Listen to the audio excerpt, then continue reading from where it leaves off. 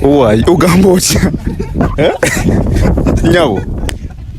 Guys, how can Ugamba otya? Oli bulungi? I'm fine. I'm fine. Oli fine. Obadde ovaawa? From having lunch. Lunch. Olidde ki?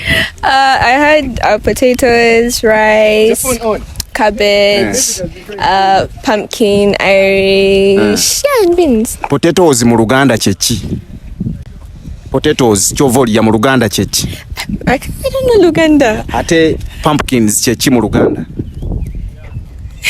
Ensujju. Ensujju ya.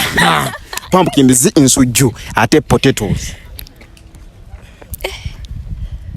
I was going to say Mboli. Emboli, yes. Emboli, it's in Lusoga. It's in Lusoga. But in Luganda we call it Lumonde. Oh, Emboli. oh my God, can you imagine I forgot that? That is Lumonde.